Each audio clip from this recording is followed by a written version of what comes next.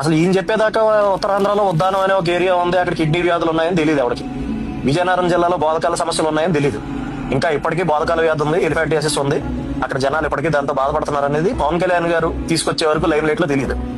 ఈరోజు అధికారం వచ్చింది కాబట్టి 1000కి పైగా గ్రామాల్లో రోడ్లు వేయగలుగుతున్నాడు. అసలు రోడ్డు అంటే ఏంటో చూడకుండా డోలీల్లో కొండల మించి కిందకు వచ్చేటటువంటి గ్రామాల్లో మీకు ఇండిపెండెన్స్ వచ్చిన తర్వాత, ఈ దేశానికి స్వాతంత్రం వచ్చిన తర్వాత ఏ నాయకుడు పర్యటించినటువంటి గ్రామాల్లో, ఎక్కడ రోడ్లు అయినటువంటి గ్రామాల్లో ఆయన వెళ్ళి పర్యటించి ఈ రోజు వేయగలుగుతున్నాడు.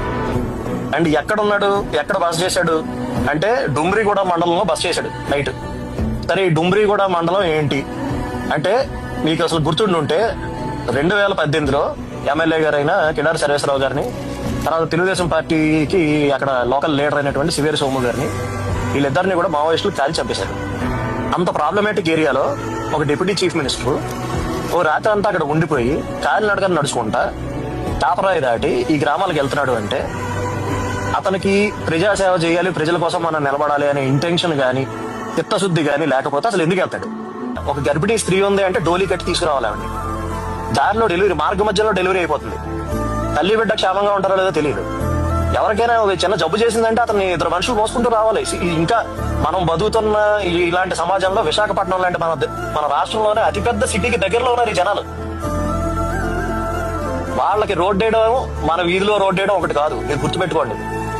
వాళ్ళకి రోడ్డు వేసినందుకు చరిత్రలో మిగిలిపోతాడు, వాళ్ళ దృష్టిలో దేవుడి కింద మిగిలిపోతాడు పవన్ కళ్యాణ్. నీకు నమస్కారం బాబు, దండం పెట్టు. ఇంకో 50 ఏళ్ళ తర్వాత అయినా సరే ఎవడైనా వెళ్ళినప్పుడు చెప్తారు వాళ్ళు, ఎవడేసాడు రోడ్డు ఉండేవాడండి, ఆయన వేసాడు రోడ్డు అని చెప్తారు. ఇది వాళ్ళకి జీవితం. వాళ్ళకి అంత గొప్ప పని చేస్తున్నాడు కాబట్టి దయచేసి వీలైనంత వరకు మీకు ఎంత చేతనైతే అంత పబ్లిసైజ్ చేయండి. ఎందుకంటే అతను ఏం చేస్తున్నాడో చూపించే మీడియా లేదు, సెలెక్టివ్ గా చూపిస్తుంది. 7ంటికి స్టూడెంట్ సెంటర్ లో ఉండాలరా అంటే 8:40కి వచ్చిన పవన్ కళ్యాణ్ మీద 10 మంది తోసేస్తే అది చూపించే మీడియా ఉంది తప్ప 70 ఏళ్ల నుంచి రోడ్లు లేని గ్రామాలకు రోడ్లు వేస్తున్నాడు పవన్ కళ్యాణ్ అని బ్యాన్ రైట్ రాసే మీడియా లేదు. ఆయనకున్న మీడియా మీరే.